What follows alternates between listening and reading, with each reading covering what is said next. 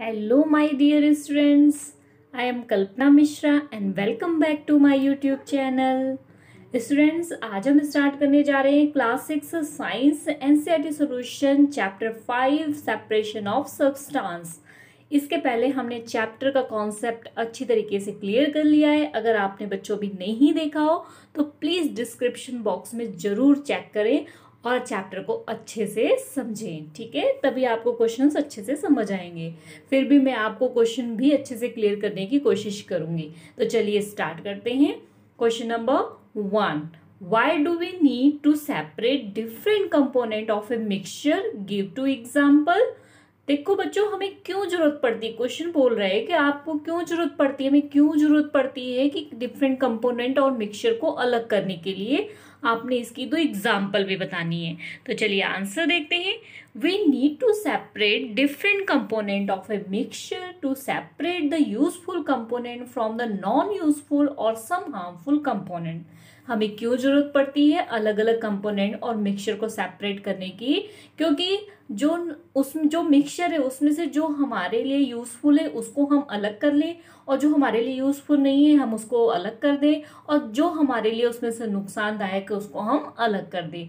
इसलिए हमें सेपरेशन की जरूरत पड़ती है। जैसे कि अगर हम राइस बनाने जा रहे हैं तो राइस में अगर छोटे छोटे स्टोन है और उनको हम बना लेंगे तो स्टोन हमें नुकसान करेंगे ना, तो हमें उस स्टोन को क्या करना है, सेपरेट करना है, ठीक है। इसलिए हमें सेपरेशन की जरूरत है, नहीं तो हमारे को नुकसान पहुंचाएंगे, ठीक है। तो एग्जाम्पल देखते हैं। For example, tea leaves are separated from the tea. तो चाय में से चाय की पत्ती तो छाननी पड़ती है ना, नहीं तो वो तो हमें नुकसान करेगी, ठीक है। और pebbles are separated from the rice and pulses. Next question number 2, what is winnowing, where is it use. Winnowing क्या है और ये कहाँ यूज किया जाता है? तो विनोइंग की पहले डेफिनेशन देखते हैं। The process of separating heavier and lighter component of a mixture by wind और by blowing air is called winnowing. देखो, ऐसे प्रोसेस जिसमें हैवियर और लाइटर कंपोनेंट का जो मिक्सचर होता है उसको हवा के द्वारा, बहती हुई हवा के द्वारा अलग किया जाता है, उसे क्या कहते हैं, विनोइंग। इसका use, this method is used by the farmers to separate lighter husk particles from the heavier seed of the grain. इस मेथड का यूज ऑलमोस्ट कौन करता है, फार्मर्स करते हैं। जो सीड्स होते हैं ना उनके ऊपर, जो ग्रेन्स होते हैं उनके ऊपर एक कवर होता है जिसको हस्क बोलते हैं, ठीक है। वो क्या होता है, बहुत हल्का होता है, तो उसको अब ग्रेन क्या होता है, भारी होता है, और हस्क क्या होता है, लाइट होता है, हल्का होता है। तो जब हवा चलाते हैं, फिगर से समझो, फिगर से यहां से, तो देखो जो ग्रेन है उसको, इसको सूप कहते हैं, उसके अंदर ले लिया है, ठीक है। अब ग्रेन जो है वो भारी होता है और जो उसके हस्क होते हैं, जो उसके ऊपर का कवर होता है, वो हल्का होता है। तो जिस डायरेक्शन में एयर ब्लो हो रही है, हवा चल रही है, तो उसी डायरेक्शन में खड़े होना है और इस तरीके से उसको धीरे धीरे धीरे धीरे नीचे गिराना है, जिससे क्या होगा, जो ग्रेन है वो हैवी होते हैं, ठीक है, हैवियर पार्टिकल्स होते हैं तो वो नीचे गिर जाएंगे, और हस्क हल्के होते हैं तो वो उड़ के कहीं और जाके इकट्ठे हो जाते हैं। इस प्रोसेस को क्या कहते हैं, विनोइंग। और विनोइंग प्रोसेस से हम इस तरीके से हैवियर और लाइटर कंपोनेंट को क्या कर सकते हैं, अलग कर सकते हैं, ठीक है। अगर आपकी इच्छा हो तो आप पिक्चर्स भी क्वेश्चन के साथ बना सकते हैं, और नहीं बनाएंगे तो भी कोई प्रॉब्लम नहीं है। लेकिन एक चीज है, अगर आप पिक्चर्स बनाओगे ना तो साइंस में जितना आप पिक्चर से एक्सप्लेनेशन दोगे उतने ही अच्छे मार्क्स आते हैं, ठीक है। नेक्स्ट देखते हैं हम question number 3, how will you separate husk or dirt particle from a given sample of pulses before cooking? देखो, जो हस्क और डर्ट पार्टिकल्स हैं, ठीक है, पल्सेस दाल वगैरह दी हुई है आपको सैंपल के लिए, उसके अंदर है, ठीक है। तो अब आप उसको कैसे सेपरेट करोगे बिफोर कुकिंग? कुकिंग से पहले हम गंदा तो उसको नहीं बना लेंगे ना, तो क्या करेंगे, हस्क और dirt particle can be separated by the winnowing method. अभी जस्ट हम पढ़ के हटे हैं कि हम किस तरीके से हस्क को अलग कर सकते हैं, और जो थोड़ी थोड़ी उसमें डस्ट होती है, डर्ट होती है, तो उसको हम विनोइंग मेथड से अलग कर सकते हैं, ठीक है। It is use to separated the heavier and lighter component of a mixture by wind और बाय ब्लोइंग एयर। तो इस तरीके से हम हैवियर और लाइटर कंपोनेंट के मिक्सचर को हवा के बहाव के द्वारा, जो हवा ब्लो करती है ना, बहती है, उसके द्वारा हम क्या कर सकते हैं, इनको अलग कर सकते हैं। ठीक है, तो आई होप आपको ये क्वेश्चन अच्छे से समझ आ गया। Next question number 4, what is sieving? Sieving क्या होता है? Where can it be used? कहाँ यूज होता है ये? तो चलिए देखते हैं सीविंग क्या होता है। The process of separating fine particles from the larger particles by using a sieve is called sieving.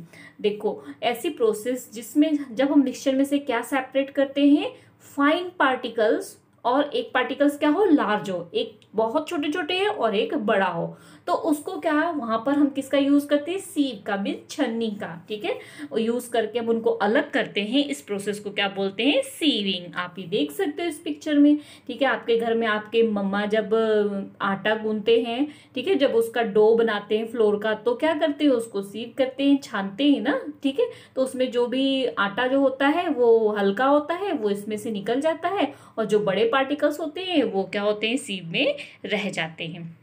ठीक है, पिक्चर्स आपकी मर्जी, आपने बनाना है तो बना सकते हैं। नेक्स्ट आगे इसके uses, the method is used in a flour mill where the impurities like husk and stone are remove from the wheat from the grinding it. जब जो मिल्स होती हैं बड़ी बड़ी, वहां पे जहाँ पे आटा वगैरह बनाया जाता है, फ्लोर मिल्स होती है ना, आटे की मिल, वहां पर क्या किया जाता है, व्हीट को ग्राइंडिंग से पहले, मीन्स उसको पीसने से पहले उसके स्टोन वगैरह रिमूव करने में, उसके हस्क वगैरह रिमूव करने में इस मेथड को यूज किया जाता है। ठीक है, और घरों में भी, सेकंड पॉइंट क्या है, घरों में भी यूज किया जाता है कई चीजों की इम्प्योरिटीज निकालने के लिए। जो एक हल्का पार्टिकल्स होना चाहिए, मतलब छोटा होना चाहिए, और एक पार्टिकल्स क्या होने चाहिए, बड़े होने चाहिए। तो सीव के मेथड, सीव की मदद से, हेल्प से हम उसको क्या कर सकते हैं, प्योर कर सकते हैं, मतलब मिक्सचर को अलग कर सकते हैं। Next question number 5, how will you separate sand and water from their mixture? अगर आपको वाटर दे दिया और उसके अंदर सैंड है, तो आप इसको कैसे अलग करोगे? अगर आपने चैप्टर पढ़ा है तो आपको पता लग गया, सेडिमेंटेशन और डेकेंटेशन। ठीक है, तो चलिए पढ़ते हैं। Sand and water can be separated by any of the following two method, sedimentation and decantation. Mixture is kept undisturbed for some time. After some time, sand being heavier and insoluble in water settle down at the bottom of the container. Now water is poured into the another container to separate it from the sand. समझ आया? नहीं समझ आया? चलो फिर picture से समझते हैं। देखो सबसे पहले तो ये आपको क्या दे दिया, यहाँ पर ये मिक्सचर दे दिया। किसका मिक्सचर है ये मिक्सचर है आपको किसका, ये है मिक्सचर आपको सैंड का और वाटर का। ठीक है, अब क्या करना है आपको, इसको थोड़ी देर तक ऐसे ही रखे रहने देना है, इसको हिलाना नहीं है, बिल्कुल भी नहीं हिलाना है थोड़ी देर तक। तो अब क्या होगा, जो सैंड है वो नीचे इकट्ठी हो जाएगी और वाटर कहाँ आ जाएगा, ऊपर आ जाएगा। तो इस प्रोसेस को, जो हमने ये प्रोसेस की है ना, इस प्रोसेस को क्या बोलते हैं, सेडिमेंटेशन। ठीक है, अब क्या करना है, एक दूसरा ग्लास लेना है, और जो हमारा अनडिस्टर्ब करके हमने रखा था ग्लास, और जिसमें हमारे नीचे सैंड इकट्ठी हो गई, उसको धीरे से उठाना है, और दूसरे ग्लास में जो ऊपर की तरफ ये वाटर इकट्ठा हुआ था उसको निकाल लेना है, और नीचे यहाँ पर सैंड को छोड़ देना है। तो इस प्रोसेस को क्या बोलते हैं, इस प्रोसेस को बोलते हैं डेकेंटेशन। ठीक है, अब सेडिमेंटेशन डेकेंटेशन कर लिए, लेकिन फिर भी इसमें कुछ ना कुछ मड पार्टिकल्स या थोड़ी सी मिट्टी वगैरह आ जाती है, तो उसको अब क्या करेंगे, उसको फिल्ट्रेशन करेंगे, छानेंगे, और फिल्टर करके उसमें जो और भी मड पार्टिकल्स है उसको क्या करेंगे, अलग कर देंगे। ठीक है, mixture of sand and water is passed through at the filter paper में से पास करेंगे। फिल्टर पेपर क्यों करेंगे, क्योंकि उसमें बहुत बारीक पोर्स होते हैं, बहुत छोटे छोटे छेद होते हैं, जिसमें से लार्ज साइज के जो भी उसको सेपरेट कंपोनेंट होते हैं वो क्या हो जाते हैं, अलग हो जाते हैं। ठीक है, तो ये इस तरीके से यहाँ पर आप देख सकते हो, यहाँ पे पिक्चर पे, यहाँ पे ये बीकर रखा हुआ है, और उसके बाद इसमें जो है फिल्टर पेपर लगाया हुआ है स्ट्रेनर में, और उसके बाद इसमें वाटर डालेंगे, और वो धीरे धीरे धीरे धीरे इसमें क्या हो जाएगा, इकट्ठा हो जाएगा। ठीक है, तो चलिए next question number 6, is it possible to separate sugar mixture with wheat flour? क्या पॉसिबल है सेपरेट करना शुगर के मिक्सचर को व्हीट फ्लोर में से, मतलब एक गेहूं का जो है आटा है और उसमें शुगर है। If yes, how will you do it? अगर आप कह रहे हो यस, तो आप ये कैसे करोगे, तो ये भी बताओ। ठीक है, sugar can be separate from the wheat flour by the sieving. बिल्कुल छान के हम अलग कर सकते हैं ना, क्योंकि शुगर बड़े पार्टिकल्स है और व्हीट क्या है, छोटे पार्टिकल्स है। आप घर में कर सकते हो ना, एक बाउल लेना, उसमें आपने थोड़ा सा शुगर ले लेना, थोड़ा सा फ्लोर लेना, आटा ले लेना, उसके बाद क्या करना, उसको सीव में डाल के छान लेना। तो आप क्या करोगे, आटा तो सारा बाहर निकल जाएगा और शुगर जो है उसी में रह जाएगी। ठीक है, तो इस तरीके से हम इसको क्या कर सकते हैं, अलग कर सकते हैं। तो चलिए पढ़ लेते हैं। Sugar particles being larger in size and retained by the sieve and whereas the wheat flour will pass through it. ठीक है, जो कि मैंने अभी आपको समझा दिया। Next question number 7, how would you obtain clear water from a sample of muddy water. ठीक है, मडी वाटर है, उसमें से आप क्लियर वाटर को कैसे अलग करोगे। जस्ट अभी हम पढ़ के हटे हैं, क्या करेंगे, उसको फिल्टर पेपर में से डालेंगे मडी वाटर को, तो हम उसको सेपरेट कर सकते हैं। ठीक है, चलिए आंसर देखते हैं। We can obtain clear water from a sample of muddy water by the process of filtration। हम filtration की मदद से उसको clear water कर सकते हैं।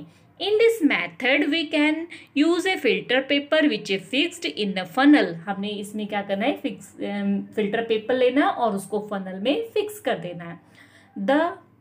Then the mixture is poured on the filter paper। फिर मिक्सचर को फिल्टर पेपर में डालेंगे। Mud particles been larger, mud particle size के बड़े होंगे, size will remain on the filter paper, filter paper में रह जाएंगे। Where is the clean water will pass through it, और क्लीन वाटर जो होगा वो पास हो जाएगा।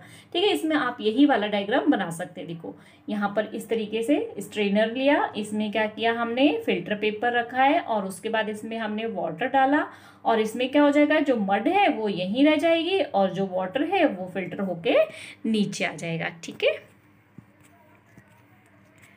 नेक्स्ट है हमारा क्वेश्चन, ये यहाँ पे पिक्चर मेरे, ठीक है आप देख सकते हो ना ये पिक्चर। ठीक है, ये पिक्चर आप बना सकते हो।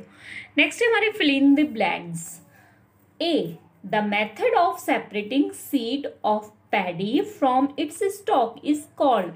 ऐसे मेथड जिसमें से हम सीड पैडी को अलग करते हैं, तो वो प्रोसेस क्या कहलाती है। तो आपको पता है, हमने जब चैप्टर पढ़ा था, तो फार्मर्स क्या होते हैं, ढेर सारे जो बड़े बड़े उसके जो जब क्रॉप्स को निकाला जाता है ना, वहां से फील्ड में से हार्वेस्ट किया जाता है, काटा जाता है, तो उनको गुच्छों के रूप में उसके स्टॉक को इकट्ठा करते हैं और जोर जोर से पत्थर पर पटकते हैं। तो इस प्रोसेस को क्या बोलते हैं, threshing.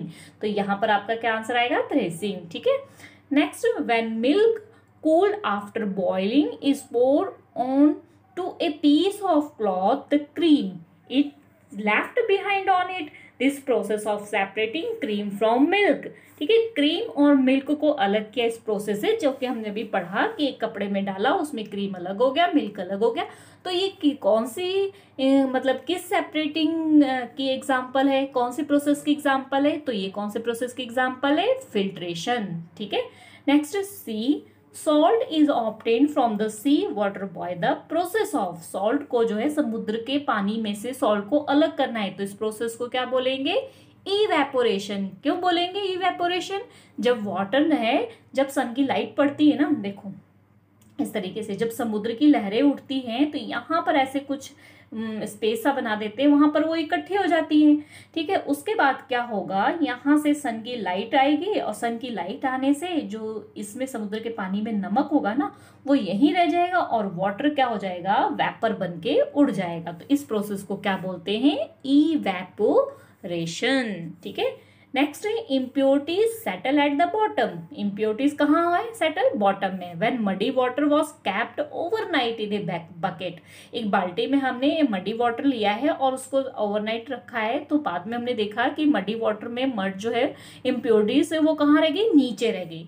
The clear water was then poured off from the top, और जो साफ पानी है वो ऊपर रह गया। The process of separation using the example is called. कौन सी प्रोसेस है जो की एग्जाम्पल है ये, तो हमें पता है ये क्या है, सेडिमेंटेशन एंड डेकेंटेशन। तो ये आंसर है, आप इसका स्क्रीनशॉट ले लो और सॉल्व कर लो। ठीक है, नेक्स्ट देखते हैं true false. A mixture of milk and water can be separated by filtration. क्या छान के हम मिल्क और वाटर को अलग कर सकते हैं। तो ट्रू है या फॉल्स, ये तो बिल्कुल फॉल्स है। अगर दूध और पानी मिला है तो आप उसको छान के फिल्टर से क्यों ना छानो, फिल्टर पेपर से क्यों ना छानो, तो क्या आप अलग कर सकते हो, नहीं कर सकते हो। तो ये क्या हो गया आपका false. A mixture of powdered salt and sugar can be separated by the process of winnowing, तो ये भी फॉल्स है। अगर शुगर है आपके पास, ठीक है, और सॉल्ट है, तो शुगर और सॉल्ट को हम हवा चलेगी, शुगर कहाँ सॉल्ट कहाँ, ये लगभग सेम वेट के होते हैं, थोड़ा बहुत ही डिफरेंस होता है, तो हम इनको अलग नहीं कर सकते हैं। C separation of sugar from tea can be done with filtration. अगर हमने चाय बनाई, उसके अंदर हमने शुगर मिला दी, तो क्या फिल्ट्रेशन मीन्स फिल्टर पेपर से छान के क्या, या सीप से छान, किसी से भी छान के क्या हम उसको अलग कर सकते हैं? तो बिल्कुल नहीं कर सकते, तो ये भी क्या हो गया? False. Next, grain and husk can be separated with the process of डेकेंटेशन।